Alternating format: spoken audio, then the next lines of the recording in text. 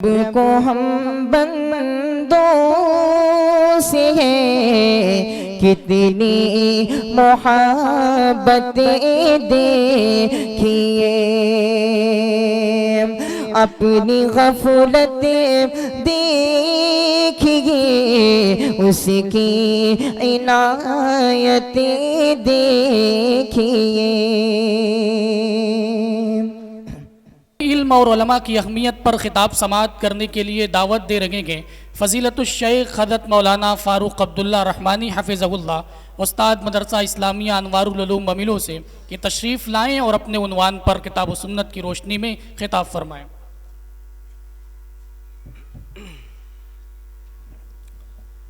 السلام علیکم ورحمۃ اللہ وبرکاتہ۔ الحمدللہ رب العالمین والعاقبۃ للمتقین والصلاة والسلام على اشرف الانبیاء والمرسلین، اما بعد، اعوذ باللہ من الشیطان الرجیم، بسم اللہ الرحمن الرحیم۔ قل هل يستوي الذین يعلمون والذین لا يعلمون۔ معزز و مؤکر علماء کرام اور میرے سامنے بیٹھے ہوئے مدرسہ حاضہ کے طلباء و دیگر سامعین، بڑی خوشی ہے کہ آج مدرسہ حاضہ کی مسجد میں مختلف عناوین پہ مختلف علماء کی تقاریر رکھی گئی۔ میں مبارکباد پیش کرنا چاہتا ہوں فضیلت الشیخ حضرت مولانا محمد مقتدیٰ اعظمی عمری حفظہ اللہ، جو کہ آج کے اس پروگرام کے صدر ہیں۔ اسی طریقے سے مولانا محمد عادل املوی حفظہ اللہ اور مولانا محمد عدنان اثری حفظہ اللہ کی، جن لوگوں کی کاوشوں کوششوں سے یہ پروگرام منعقد ہوا، اور اس کے علاوہ دیگر وہ تمام نوجوان اور تمام معاونین کی جنہوں نے اس بزم اور اس جلسے کے انعقاد میں محنت کی اور یہ کہ اپنا گراں قدر تعاون پیش کیا۔ اور مجھے بڑی خوشی ہے کہ آج ہمارے اس پروگرام میں بیماری کے باوجود ہمارے جمعیت کے امیر اور مدرسہ حاضہ کے ایک مؤکر استاد فضیلت الشیخ حضرت مولانا مظہر الحق مدنی حفظہ اللہ بھی بحیثیت سرپرست ہمارے بیچ موجود ہیں۔ محترم سامعین، علم اور علماء کی اہمیت کے موضوع پہ کچھ باتیں رکھنا ہے۔ وقت تو صحیح ہے کہ کم ہے، لیکن انتظامیہ کا کہنا ہے کہ علماء کی تقریریں ہوں گی، عشاء کی نماز ضرورت پڑی تو مؤخر کر دی جائے گی۔ بہرحال دیکھیں، علم کی بڑی ہی اہمیت ہے۔ دین اسلام کے اندر علم کا بڑا ہی مقام ہے۔ اللہ تعالیٰ نے قرآن کریم کی جو پہلی وحی نازل کی، اس کا آغاز ہی اقرأ بسم ربک الذی یعنی علم سے کیا، اور کہا کہ اقرأ بسم ربک الذی خلق، پڑھو اس رب کے نام سے جس نے تمہیں پیدا کیا۔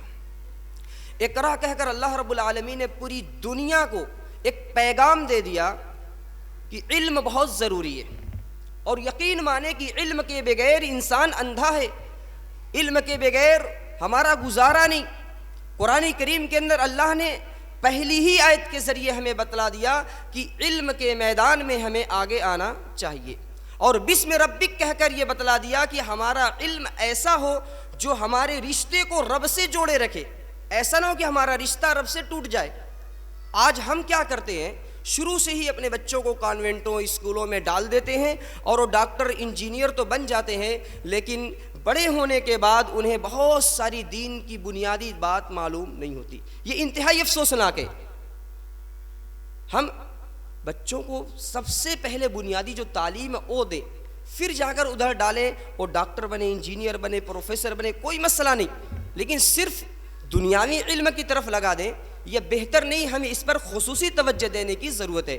الحمدللہ یہی وجہ ہے کہ ہماری مرکزی جمعیت، صوبائی جمعیت، ضلعی جمعیت یہ اپنے اپنے علاقوں میں دورہ کر کے لوگوں سے یہ اپیل کرتی ہیں کہ ہم اپنے اپنے محلوں کی مسجدوں میں مغرب بعد عصر بعد بچوں کی تعلیم کا انتظام کریں، تاکہ یہ بچے قرآن پڑھیں، عقیدہ سیکھیں، دعائیں سیکھیں۔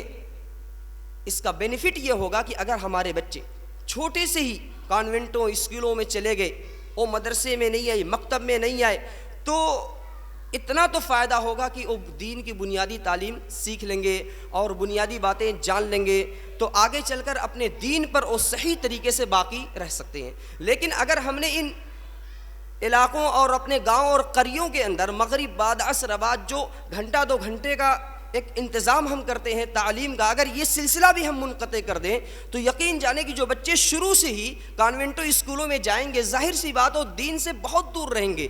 اس لیے ان چیزوں کا اہتمام یہ وقت کی ایک اہم ضرورت ہے، اور یہ بات خوب اچھی طرح جان لیں کہ تعلیم کے بغیر ہماری ترقی ممکن نہیں۔ تعلیم بہت ہی اہم ہے، تعلیم کے بغیر ہم ترقی اگر چاہتے ہیں ہم ترقی نہیں کر سکتے۔ آج دنیا کے اندر جو قومیں ترقی یافتہ قومیں مانی جاتی ہیں، آج اگر آپ معلوم کریں گے تو اس کی بنیادی وجہ یہی معلوم ہوگی کہ انہوں نے علم کے میدان میں اپنے آپ کو آگے بڑھایا۔ جب انسان علم کے میدان میں اپنے آپ کو آگے بڑھائے گا، ترقی اس کا قدم چومے گی۔ اس لیے علم کے میدان میں ہمیں آگے آنے کی ضرورت ہے۔ علم کی کس قدر اہمیت ہے؟ ایک انسان اگر عالم ہوتا ہے، علم والا ہوتا ہے، تو یعنی اگر غلام ہوئے پھر بھی اس کو ایک مقام دیا جاتا ہے، جیسا کہ مسلم شریف کی حدیث ہے، حضرت نافع بن عبد الحارث رضی اللہ عنہ کے بارے میں آتا ہے کہ ان کی ملاقات حضرت عمر رضی اللہ عنہ سے مقام عثمان میں ہوئی۔ حضرت عمر رضی اللہ عنہ نے کہا کہ آپ یہاں، چونکہ حضرت عمر ان کو مکہ المکرمہ کا ذمہ دار مقرر کیا کرتے تھے، پوچھا کہ آپ یہاں ہیں تو مکہ کا ذمہ دار کس کو مقرر کیا؟ انہوں نے کہا ابن ابزا کو۔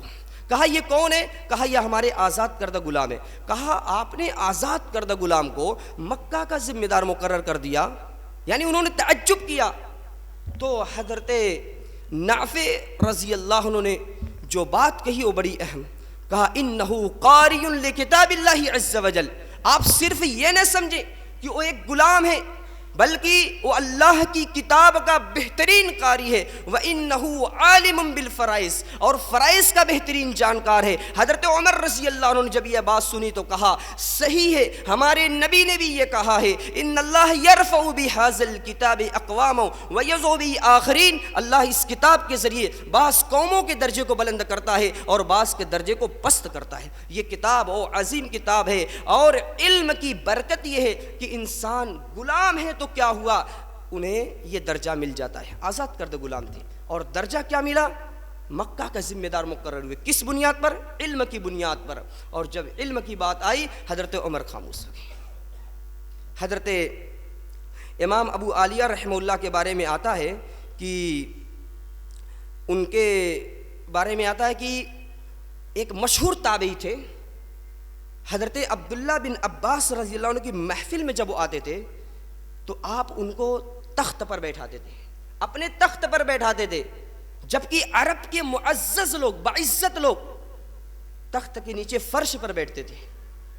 آپ ایک آزاد کردہ غلام تھے، لیکن علم کی وجہ سے حضرت عبداللہ بن عباس رضی اللہ عنہ آپ کو تخت پر بیٹھایا کرتے تھے اور آپ کی تکریم کیا کرتے تھے، آپ کی عزت کیا کرتے تھے کہ آپ ایک عالم ہیں اور آپ کا ایک مقام ہے۔ سوچے کہ آزاد کردہ غلام اور دوسرے باعزت لوگ موجود ہیں، لیکن آپ تخت پر بیٹھتے، بقیہ لوگ فرش پہ ہوا کرتے تھے۔ یہ علم کی برکت ہے، اور علم کی برکت بڑی ہی زیادہ ہے۔ اس لیے میرے عزیز طلبہ خصوصاً، بقیہ تمام لوگ عموماً اس بات پہ خصوصی توجہ دیں کہ ہم علم کے میدان میں اپنے آپ کو آگے بڑھانے کی کوشش کریں، اپنے بچوں کو دینی تعلیم دیں، خود دینی تعلیم حاصل کرنے کی ہم کوشش کریں، اس میں ہمارے لیے بہت ہی بہتری ہوگی۔ حضرت حسن بصری رحمہ اللہ کے بارے میں آتا ہے کہ وہ کہتے ہیں کہ اگر مجھے پوری دنیا کی دولت مل جائے، پوری دنیا مجھے مل جائے اور میں پوری دنیا کی دولت کو خرچ کر دوں تو میرے لیے یہ چیز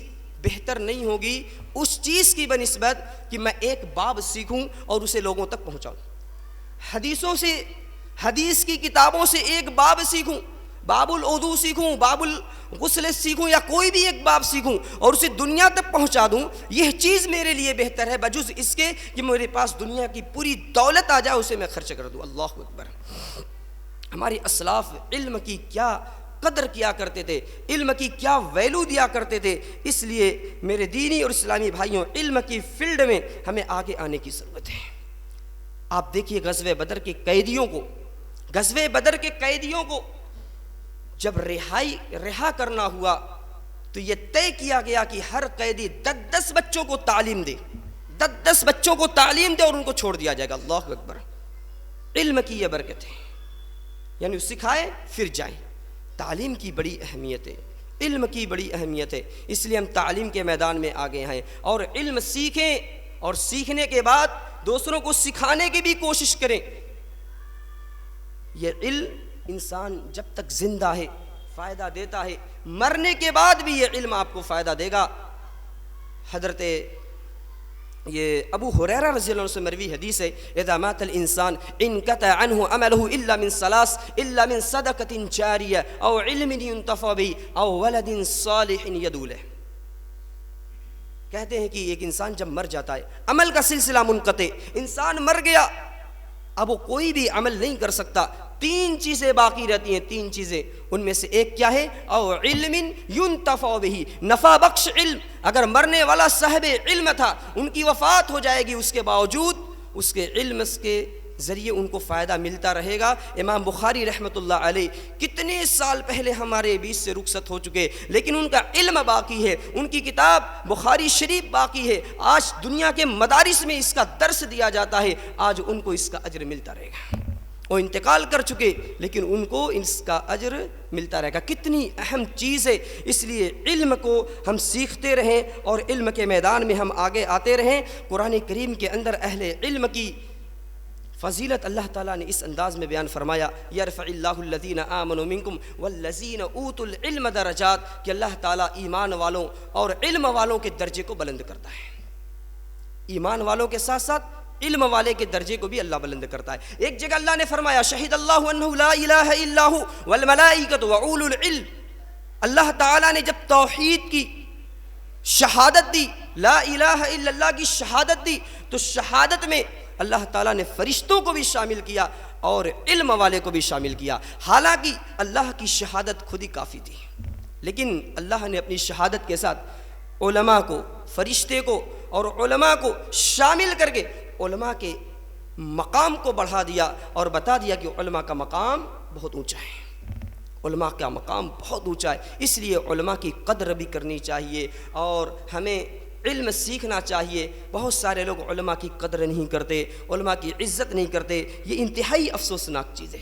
علم کے لیے ہمارے اصحاب نے کہاں سے کہاں تک کا سفر کیا، آپ اگر مطالعہ کریں تو آپ کو خود تعجب ہوگا اور آپ حیران رہیں گے کہ ہمارے اسلاف نے علم کے لیے کتنی محنت اور کتنی کوشش کی۔ ایک شخص کا واقعہ آتا ہے، ابو دردہ رضی اللہ عنہ کے بارے میں جب انہوں نے سنا کہ انہوں کے پاس ایک حدیث ہے، تو اس حدیث کو لینے کے لیے یہ ملک شام کا سفر کرتے ہیں، وہی شام جہاں اس وقت لڑائیاں جھگڑے وغیرہ ہیں، وہاں پر یہ پہنچتے ہیں۔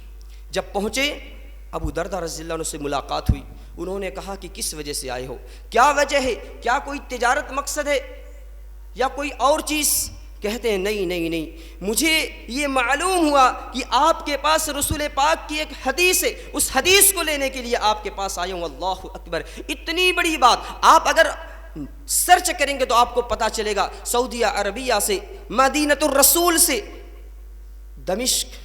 دمشق جو ہے، جو شام کا ایریا ہے، 1012 1300 1500 کلومیٹر، مان لو یہاں سے ممبئی اتنا، آپ ٹرین سے جائیے ممبئی، آپ کو 24 گھنٹہ 28 گھنٹہ لگ جاتا ہے۔ اتنا دور کا سفر اس وقت اور اس زمانے میں انہوں نے طے کیا۔ کتنی مشکلات ہوا کرتی تھی، آج سفر کے اندر بہت سہولت اور آسانیاں ہو گئی ہیں، اس وقت بڑی مشکلات اور دقتیں ہوا کرتی تھی۔ اس دور کے اندر علم حدیث کے لیے، حدیث پاک کو حاصل کرنے کے لیے، علم کی غرض سے وہ شخص مدینۃ الرسول سے، رسول پاک کے شہر سے دمشق جاتے ہیں اور وہاں پہنچ کر ان سے وہ حدیث لیتے ہیں۔ ابو دردہ رضی اللہ عنہ نے جب آپ کے اس جذبے کو دیکھا تو آپ نے رسول پاک کی حدیث آپ کو بیان فرمائی، کہا سنو، سمعت رسول اللہ صلی اللہ علیہ وسلم یقول، میں نے رسول اللہ صلی اللہ علیہ وسلم کو فرماتے ہوئے سنا کہ من سلک طریقا یبتغی فیہ علما، کہ جو کسی راستے کو طے کرتا ہے علم حاصل کرنے کی غرض سے،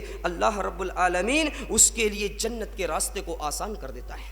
کتنی بڑی چیز ہے، اللہ تعالیٰ اس کے لیے جنت کے راستے کو آسان کر دیتا ہے، اور فرشتے طالب علم کے لیے اپنے پنکھ کو بازو کو بچھا دیتے ہیں. یہ کتنی بڑی چیز ہے, کتنی اہم چیز ہے. اور طالب علم کے لیے, علم حاصل کرنے والوں کے لیے فرشتے دعائیں مغفرت کرتے ہیں. آسمان کے اندر یہ فرشتے دعائیں مغفرت کرتے ہیں, اور زمین کے اندر زمین کی مخلوقات, یہاں تک کہ چونٹیاں, یہاں تک کہ مچھلیاں پانی کے اندر دعائیں مغفرت کرتی ہیں.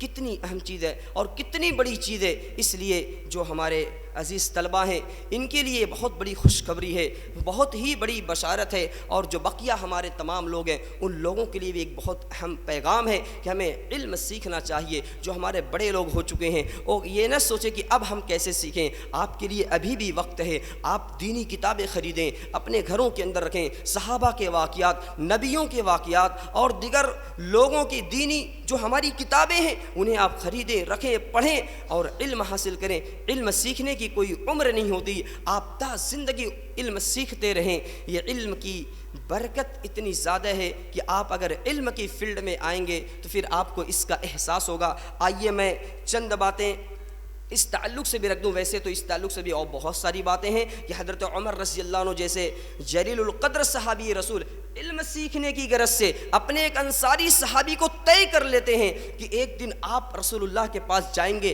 ایک دن میں جاؤں گا. جس دن میں جاؤں گا اس دن میں حدیثیں سیکھ کر آؤں گا, آپ کو سکھا دوں گا. آپ تجارت میں بیزی ہو جائیے گا, اور جس دن آپ جائیے گا آپ سیکھ کر آئیے گا, مجھے سکھا دیجیے گا. اس دن میں تجارت کر لوں گا. اس طرح آپ کی بھی تجارت چلے گی, میری بھی تجارت چلے گی. آپ بھی سیکھ لیں گے, میں بھی سیکھ لوں گا. اور جس دن میں نہیں گیا رہوں گا اس دن آپ مجھے سکھا دیں گے. جس دن آپ نہیں گئے ہوں گے اس دن کا آپ مجھے سکھا دیں گے. کیا سسٹم ہے, اللہ اکبر. اس طرح سسٹم لگا کر علم سیکھا کرتے تھے. بہرحال اس سلسلے میں بہت ساری احادیث ہیں جو علم کی فضیلت پہ دلالت کرتی ہیں. آئیے چند باتیں یہ بھی عرض کر دوں کہ علم کے ساتھ ساتھ علماء کا کیا مقام ہے, علماء کا کیا مقام ہے. اور علماء کے ساتھ جو لوگ غلط رویہ اختیار کرتے ہیں, ان کی شان میں گستاخیاں کرتے ہیں, ان لوگوں کا کیا حشر ہوگا. آئیے اس سلسلے میں بھی کچھ باتیں میں آپ کے سامنے رکھ دوں کہ یہ کتنی اہم چیز ہے. عبداللہ بن مبارک رحمہ اللہ کے بارے میں آتا ہے, وہ کہا کرتے تھے کہ جو اپنے علماء کی توہین کرے وہ آخرت میں کبھی بھی کامیاب نہیں ہو سکتا. آخرت میں کامیاب ہونا اس کے لیے مشکل ہے. جو علماء کی توہین کرتا ہو, علماء کی شان میں گستاخیاں کرتا ہو, علماء کو نیچا دکھانے کے لیے شکوے شکایت کرتے ہوں, وہ آخرت میں کامیاب نہیں ہو سکتے ہیں. اسی طرح امام اوزائی رحمہ اللہ کہا کرتے تھے علماء کی توہین کرنا یہ کبیرہ گناہ ہے, بڑے بڑے گناہوں میں اس کا شمار ہوتا ہے. جو لوگ علماء کی توہین کرتے ہیں, علماء کی ہجو بیان کرتے ہیں, علماء کے خلاف نفرت عداوت پھیلانے کی کوشش کرتے ہیں, یاد رکھو یہ علماء انبیاء کے وارث ہیں. انبیاء درہم و دینار چھوڑ کر نہیں گئے. علماء یہ انبیاء جو درہم و دینار نہیں چھوڑ کر گئے بلکہ انہوں نے میراث میں جو چھوڑا وہ علم چھوڑا, اور اس علم کے وارث علماء ہیں. علماء ہے, نبیوں کی بات آپ تک پہنچا رہے ہیں. اگر آپ ان کی شان میں گستاخی کریں گے تو یقین جانیں کہ آپ بڑے گناہ کے مرتکب ہو رہے ہیں. اسی طریقے سے آپ کو بتلا دوں, عمران بن موسیٰ رحمہ اللہ بیان کرتے ہیں کہ ابو العروق نامی شخص سے میری ملاقات ہوئی. یہ وہ شخص تھا جس نے امام احمد بن حنبل رحمۃ اللہ علیہ کو کوڑے مارے تھے. کہتے ہیں کہ جب میں نے ان کو دیکھا تو مجھے دیکھ کر بڑا تعجب ہوا, اور پھر مجھے یہ پتا چلا کہ یہ شخص 45 دن تک کتے کی طریقے سے بھونکتا رہا اور پھر جا کر اس کی موت ہو گئی. مجھے بعد میں معلوم پڑا کہ یہ وہ شخص ہے جس نے امام احمد بن حنبل رحمۃ اللہ علیہ کو کوڑے مارے تھے. اللہ اکبر. علماء کی شان میں گستاخیاں کرنے والے, علماء کے اوپر کیچڑ اچھالنے والے اور علماء کے ساتھ استہزاء اور مذاق کرنے والوں کا کیا حشر ہوتا ہے. آپ دیکھیں کہ انہوں نے کوڑے برسائے تھے, نتیجہ کیا ہوا, 45 دن تک کتوں کی طریقے سے بھونک کر وہ انتقال کر جاتا ہے, مر جاتا ہے وہ ظالم جس نے حضرت امام احمد بن حنبل رحمۃ اللہ علیہ کی شان میں گستاخی کی تھی. اسی طریقے سے آئیے میں آپ کو بتاؤں, حضرت عبداللہ بن عباس رضی اللہ عنہ کون ہے, مفسر قرآن ہے. ابی بن کعب رضی اللہ عنہ کی لگام کو پکڑے ہوئے ہیں. حضرت ابی بن کعب کہتے ہیں اے عبداللہ بن عباس میری لگام آپ پکڑے ہیں مجھے اچھا نہیں لگتا ہے. کہا نہیں ہاکذا یفعل بالعلماء, اسی طریقے سے علماء کے ساتھ کیا جاتا ہے, علماء کی عزت و تکریم ایسے ہی کی جاتی ہے. اللہ اکبر. ہمارے اسلاف کیسے تھے, ہمارے جو گزرے ہوئے نیک لوگ ہیں وہ کیسے تھے, ہمارے صحابہ کیسے تھے, اپنے علماء کی اپنے بڑوں کی کیسے عزت و تکریم کیا کرتے تھے. حدیث کے اندر آتا ہے کہ اللہ کی تکریم کرنا, علماء کی تکریم کرنا یہ اللہ کی تکریم کرنے کے مترادف ہے. اگر آپ علماء کی عزت کرتے ہیں یوں سمجھیں آپ اللہ کی عزت کر رہے ہیں. یہ کون کہہ رہا ہے؟ رسول پاک صلی اللہ علیہ وسلم کی حدیث کہتی ہے, اللہ کے نبی صلی اللہ علیہ وسلم نے فرمایا ان من اجلال اللہ, لمبی حدیث اس کا ٹکڑا, وحامل القرآن, قرآن کے اٹھانے والے یعنی قرآن کو سیکھنے سکھانے والے, قرآن کو پڑھنے پڑھانے والے جو علماء ہیں. علماء کی عزت یوں سمجھے اللہ کی عزت کرنا ہے, علماء کی تکریم کرنا اللہ کی تکریم کرنا ہے. یہ بڑی ہی اہم چیز ہے میرے دینی اور اسلامی بھائیوں. یہی وجہ ہے کہ ہمارے جو سلف تھے وہ بہت ہی اس سلسلے میں محتاط رہا کرتے تھے. عمر بن عبد العزیز رحمہ اللہ کے بارے میں آتا ہے کہ انہوں نے حمص کے گورنر کو شاہی فرمان جاری کیا, خط لکھ کر شاہی فرمان جاری کیا کہ علماء کو, آپ کے ہاں جو علماء ہیں ان کو اتنی تنخواہیں دی جائیں بیت المال سے, تاکہ وہ علم سیکھنے اور قرآن پڑھنے اور یہ حدیث سیکھنے وغیرہ میں ان کو پھر یعنی مال کا محتاج نہ رہنا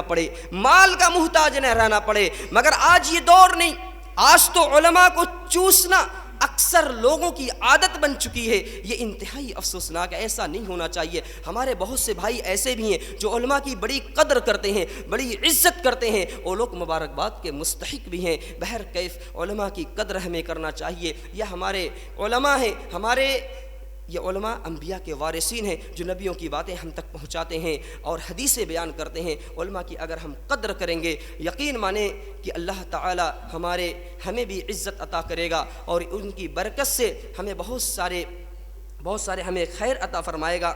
اس لیے ہم اس سلسلے میں محتاط رہنے کی کوشش کریں. اور بہت ساری بات ہے لیکن وقت اب کم ہے. میں اب انہی باتوں پر اکتفا کرتے ہوئے رب ذوالجلال سے دعا کرتا ہوں مولا کریم ہم سب کو علم کے میدان میں آگے آنے کی توفیق عطا فرما اور علم سیکھنے اور علماء کی عزت اور قدر کرنے کی ہمیں توفیق عطا فرما. اللہ تعالی ہم لوگوں کو جب تک زندہ رکھے دین اور ایمان پہ, جب ہمارا خاتمہ بالخیر ہو. آمین. وما علینا الا البلاغ. جزاکم اللہ خیر. السلام علیکم.